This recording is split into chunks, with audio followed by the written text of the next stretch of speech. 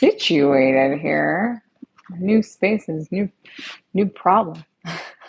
New spaces, new cases, I should say. Not really a problem. But all right, here we go. We're gonna see how this goes because I have this a little bit in the wrong direction, but that's all right. Let's see. We can always make edits later. So, oh, I got puppies with me all over the place. So basically today we're going to talk about standing stretching, but I got to get some things situated so that you can see what I'm doing. All right, here we go. Hi, puppies.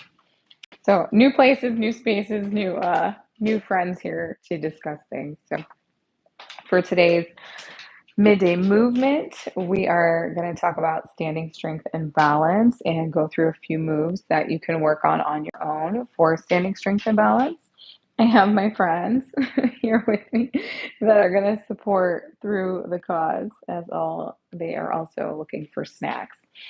So standing strength and balance, what is that? As we are growing older, as we're working and having families or running around with animals and whatnot, it is so important to still take time, take consideration in for the length of amount of time that we can stand, walk, run, jog. Also, the importance of keeping our feet and ankle and heels and knees and calves healthy, and also then taking time for balance, taking time to work on our balance so that as we get older, we can still have that steady balance. And that can be just good for day-to-day strength.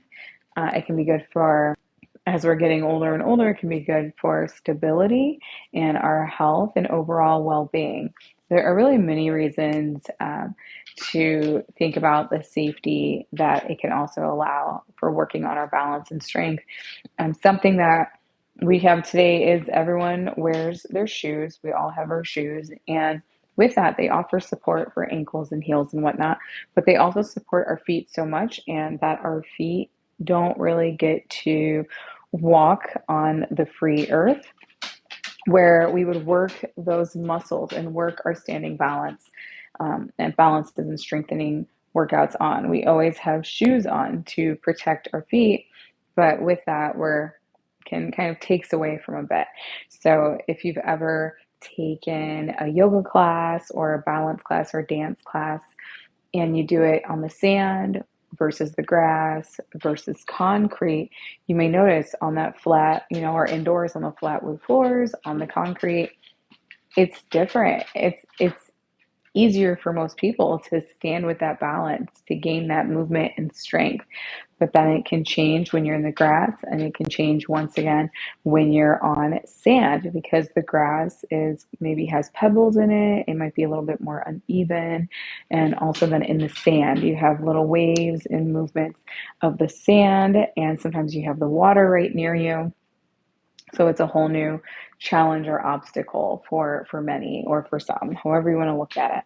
Also, if you're doing paddle boarding, or if you're doing paddle sup yoga, that's another one that's different when you're doing yoga and wellness on land versus even just going to stand on the paddleboard out in the water. And you have flat water, river versus lake versus ocean. That's all different types of new challenges and obstacles that we're doing with the body.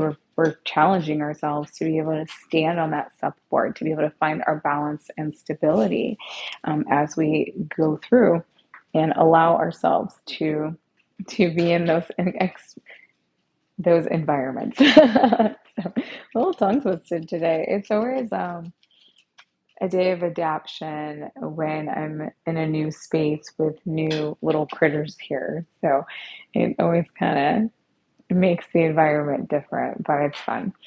So basically today, in working with balance and stability for midday movement, if you have shoes on, you're welcome to keep them on. If you want to challenge yourself a little bit or get a little more grounded and connected with your environment, you're welcome to take the shoes off.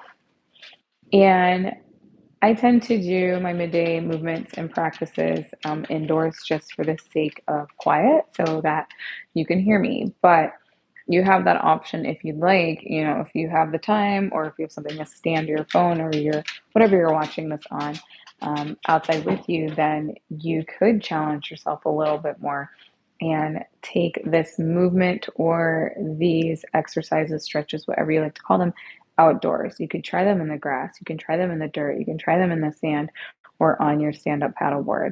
So this will allow you an idea of what you can do.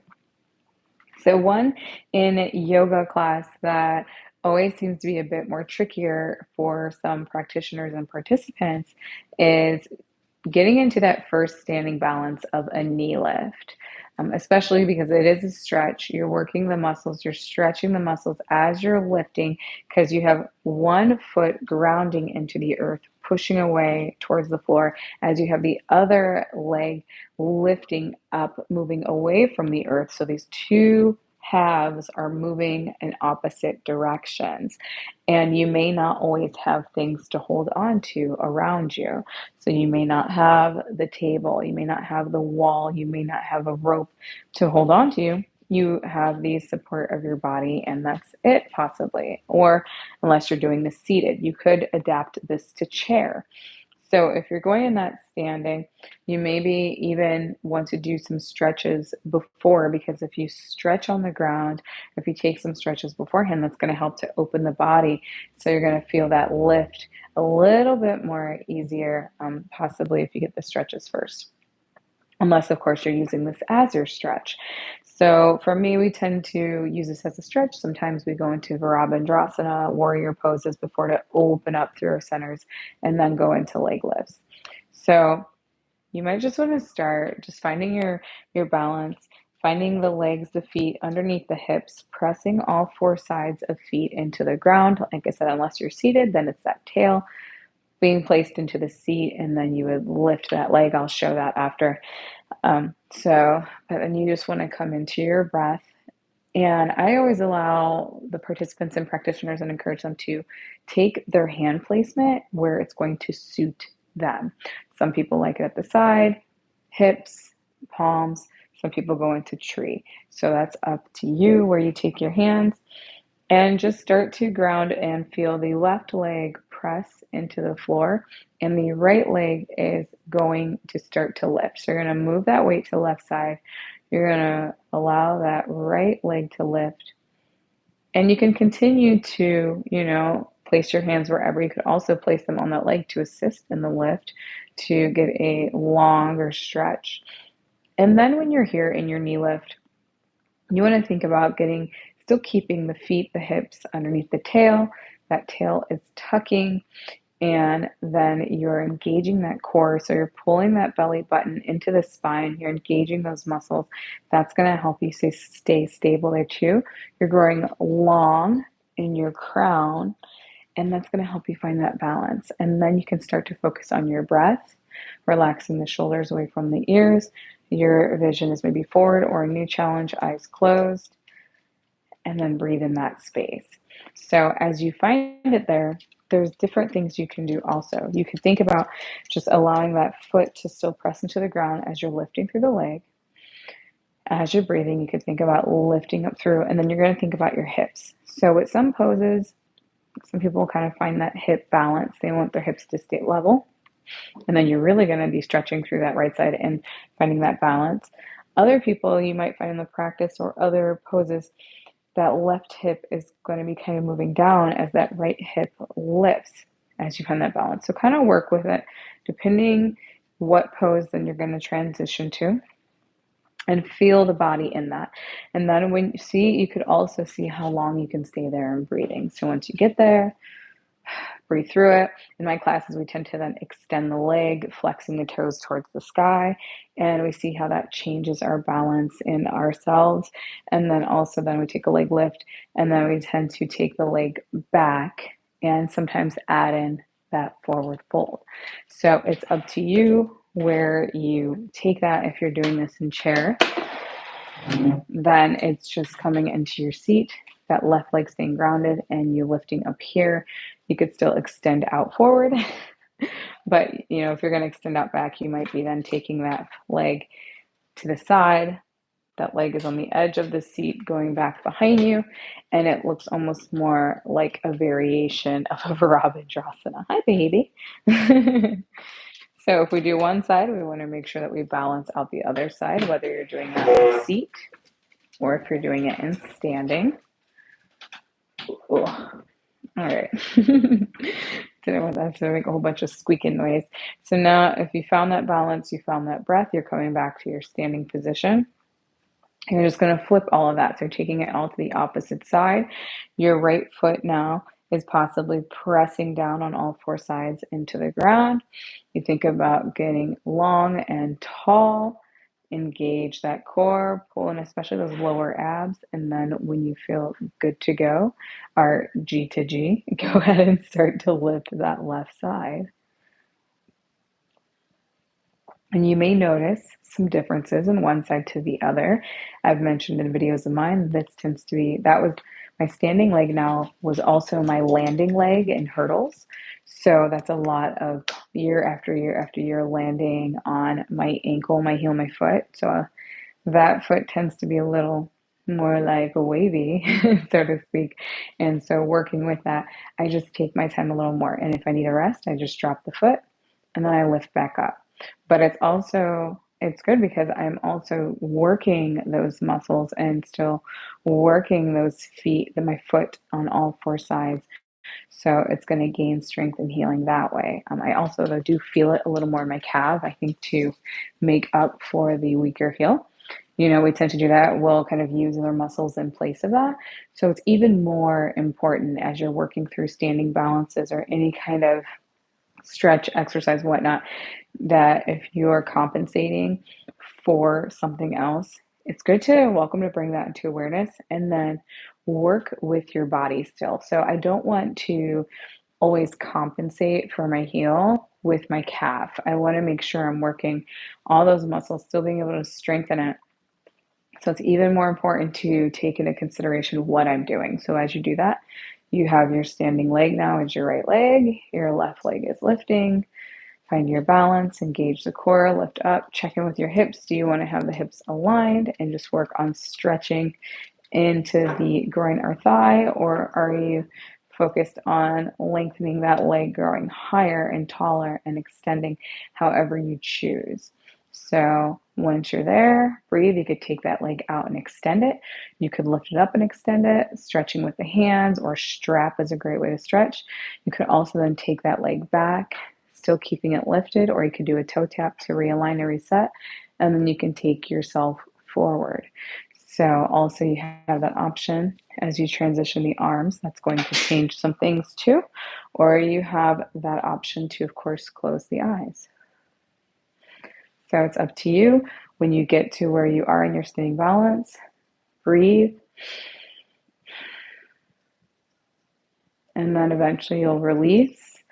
Now, when you're coming down from any sort of standing balance or pose, whether it's a knee lift, it's dancer pose, it's a leg extension, coming down with control. So I know sometimes we lose balance, but even in losing balance, we want to do our best not to just slam back on that foot or that heel. We want to still protect our muscles, our shin, our heels, our calves. So as you're breathing, as you're moving, take your time when you're breathing and slowly release back down to floor. Some props you can use and with working through your balance is you could have some blocks with you and have the blocks next to the feet in the center. So you could work on lifting and extending with the feet being on top of the blocks. As I mentioned, you could have a strap. So if you have a strap, you could work on that and you would use the strap, maybe wrap it around the foot. Be cautious. I prefer cloth strap. I don't recommend anything that could whip back at you. So no rubber bands here, just a cloth strap or yoga belt. So then if it does fall off the foot, it's just going to slip off. You're safe. And then you could also, as I mentioned, use a chair, use a wall or something for balance. So I'm going to run through just real quick, mainly some Rabindrasanas with this that you're running through that you could practice on your own for your extended stretches and exercises. So for standing, we'll just do standing today. We'll do about 5 moves on one side, and we'll take those same 5 moves to the other side. If you're looking for a workout, you could run through those, 3 to 5 times in a row, and then you have yourself a nice workout and stretch. So adapt as you wish. I'm not going to do the full moves, possibly, just because I have animal friends and they are surrounding me, and I don't want to accidentally hit them. So you'll start in Tadasana. Find your breath, standing wherever you are. You don't need a mat for this. Then when you're ready, you're going to find that leg lift. We're going to find left leg grounding leg, right leg lifts. Extend and lengthen that right leg out to the front. Knee lift back. Then extend as you forward fold that right leg out behind you. You'll forward fold, keep forward folding, and you're going to move into Vrabhandrasana 3 here. So the arms could stay on the hips, palms at heart, or you could slowly extend them out in front of you. Find that balance here. You have Vrabhandrasana. You can always use a table or something to help keep balance. Engage that core still as you're moving. You could go into standing split where the hands come down to the floor. Be slow and steady, then you could rise back, finding that knee lift, and allow that foot to drop. Move or stretch out the feet. Come back to Tadasana. Take a breath. Then find that same side, knee lift once again. Extend and lengthen out front. Then lift up. Take it back towards the back once again. And then find that forward fold again. Hands can go to the earth. Standing split.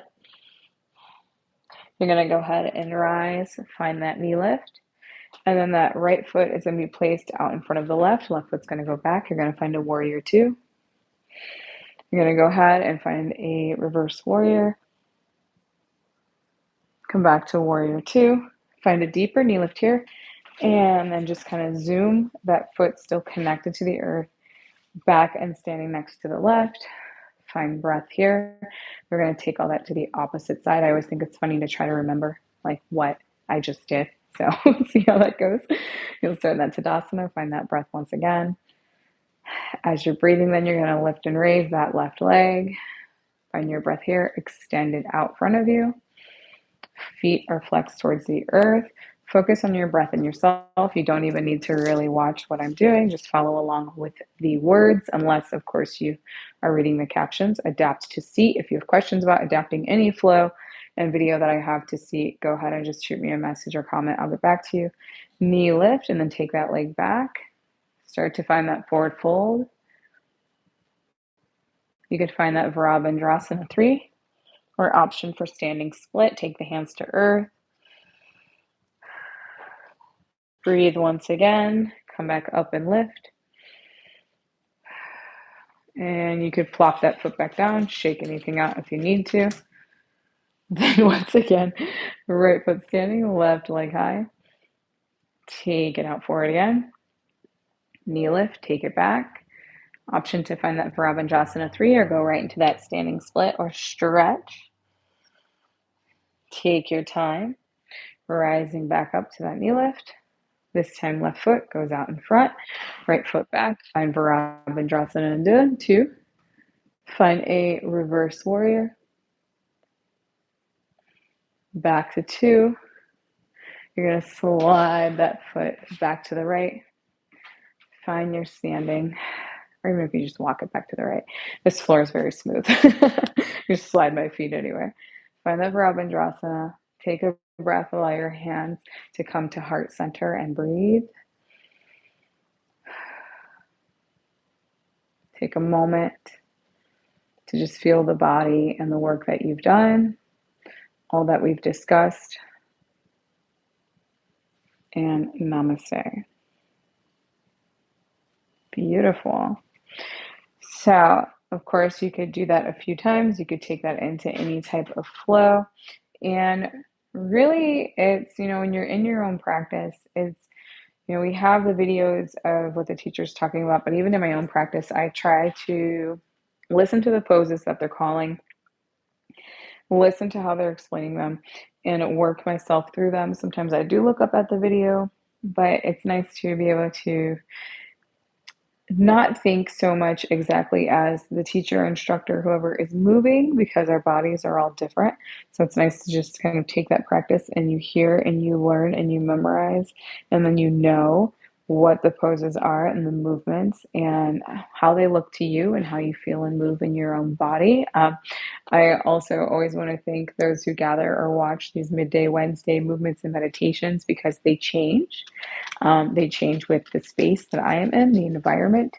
Sometimes it's just discussing more about wellness and life in meditation. Other times it's movement, like today, and incorporating and understanding how to use these movements. And also, of course, adding in that Sanskrit, which is something that I've had a personal focus on and learning more of with the Eastern yoga. And I just never know, like, where I'm going to end up, what's going to be around, what these little animals are doing, and just kind of going from there. So I want to thank you for joining. If you have questions about anything that we've discussed today, let me know, and I will see you soon. Take care.